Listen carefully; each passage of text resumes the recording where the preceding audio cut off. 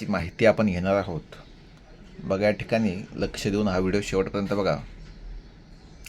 सगळ्यात महत्त्वाचं म्हणजे वयाची 60 वर्ष ज्या व्यक्तीची पूर्ण आहेत अशा नागरिकांसाठी महसूल विभागामार्फत ज्येष्ठ नागरिक प्रमाणपत्र या ठिकाणी दिलं जातं बघा.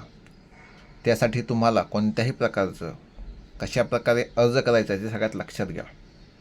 यासाठी तुम्ही सगळ्यात महत्त्वाचं आपले सरकार सेवा जे काही पोर्टल आहे त्या पोर्टलवर जाऊनसुद्धा तुम्ही काय करू शकता, अर्ज करू शकता बघा. वेगळी कुठेही तुम्हाला जायची आवश्यकता नाही. आणि जर किंवा तुम्ही लक्षात घ्या, महा ई सेवा या ठिकाणी जाऊन तुम्ही एक अर्ज भेटतो तो डाउनलोड करू शकता. तो फॉर्म फिलअप करायचा आणि तो फॉर्म फिलअप केल्यानंतर तो फॉर्म तुम्ही जे काही तहसील कार्यालय आपलं असतं त्या तहसील कार्यालयामध्ये तो सबमिट करायचा बघा. हा झाला ऑफलाईन, परंतु ऑनलाईनसुद्धा तुम्ही भरू शकता, हे लक्षात घ्या. त्यामुळे ह्या गोष्टीसाठी काय डॉक्युमेंट लागतात, कारण ते जर तुम्हाला ज्येष्ठ नागरिकाचं कार्ड काढायचं असेल, वर्ष तुमचे 60 कंप्लीट असतील, तर तुम्हाला लाभ काय भेटणार आहे, त्याचा काय उपयोग आहे, त्यासाठी काय पात्रता आहेत ते आपण लक्षात घेऊ. बघा, ज्याला अर्ज करायचा आहे ज्याच्या नावानं त्याचं किमान वय या ठिकाणी 60 वर्ष असणं महत्त्वाचं आहे. त्यानंतर 60 वर्ष वय झाल्यानंतर दुसरी महत्त्वाची अट आहे की तो महाराष्ट्राचा रहिवासी असावा, कायमचा रहिवासी. UPकडून 2 वर्ष आला आणि लगेच बिहारला गेला, लगेच बिहारहून त्रिपुरा, असं जमत नाही, लक्षात घ्या. कारण हे महाराष्ट्र शासनानं चालू केलेलं आहे ज्येष्ठ नागरिक कार्ड. पण त्याला फायदा काय होणार, अनेक जण म्हणतील की बाबा एखाद्यानं जर ज्येष्ठ नागरिक कार्ड काढलं त्याला काय फायदा आहे, तर त्याचं उत्तर या ठिकाणी बघा.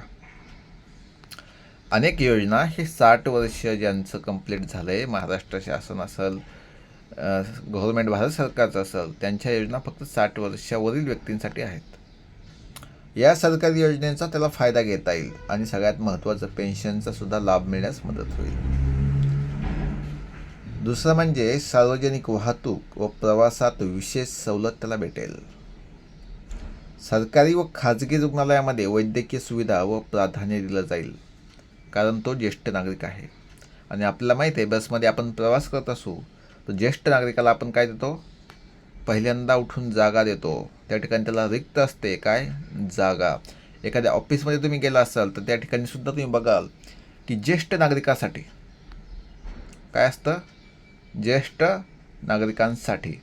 आणि सगळ्यात महत्त्वाचं म्हणजे तुम्हाला एक सांगतो, मुंबईची लोकल जी लोकल आहे त्या लोकलमध्ये सुद्धा तुम्ही सेकंडचा डबा बघितला तर ती जास्त ज्येष्ठ नागरिको केली आहे हे लिहिलेलं असतं.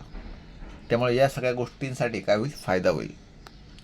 त्यानंतर बँकामध्ये मुदत ठेवीवर FD, अधिक व्याजदर आणि ज्येष्ठ नागरिक बचत योजना याचासुद्धा लाभ घेता येईल.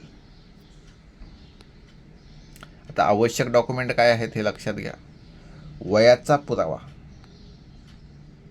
शाळा सोडल्याचा दाखला, जन्म दाखला किंवा पासपोर्ट. त्यानंतर ओळखपत्र, त्याच्यामध्ये आहे आधार कार्ड, पॅन कार्ड किंवा मतदार ओळखपत्र. हे डॉक्युमेंट महत्त्वाचे आहेत. त्यानंतर पत्त्याचा पुरावा, ज्या ठिकाणी आपण राहतो त्या ठिकाणचं बिल, जे वीज बिल आहे ते आपण जमा करायचं आहे, किंवा गावातील रेशन कार्ड असेल किंवा उतारा असेल. आता हे साताऱ्याची वेबसाईट असल्यामुळे ती सातारा दिलं आहे, पण तुम्ही ज्या ठिकाणावर राहताय त्या ठिकाणचा तुम्ही काय करायचा, उतारा या ठिकाणी सबमिट करायचा आहे बघा. इतर स्वसाक्षांकित केलेले स्वयं घोषणापत्र या ठिकाणी काय करायचं आहे, सेल्फ डिक्लेरेशन फॉर्म सबमिट करायचा आहे. आणि पासपोर्ट आकाराचा फोटो. आता विस्तृत प्रक्रिया आणि मार्गदर्शनासाठी ज्येष्ठ नागरिक ओळखपत्र आणि फायदे प्रक्रिया ही लिंक आहे, ही लिंकसुद्धा तुम्ही बघू शकता. याच्यावरसुद्धा डिटेलमध्ये माहिती सांगितली आहे बघा. जर तुम्हाला व्हिडिओ लक्षात आलं नसेल तर ही लिंक तुम्ही गुगलला सर्च करू शकता. EMOH हे टाकूनसुद्धा तुम्ही माहिती घेऊ शकता.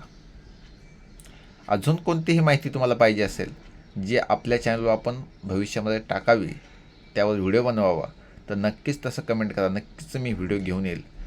आणि आपल्या चॅनलला सबस्क्राईब केलं नसेल तर नक्कीच सबस्क्राईब करा. जय हिंद, जय महाराष्ट्र.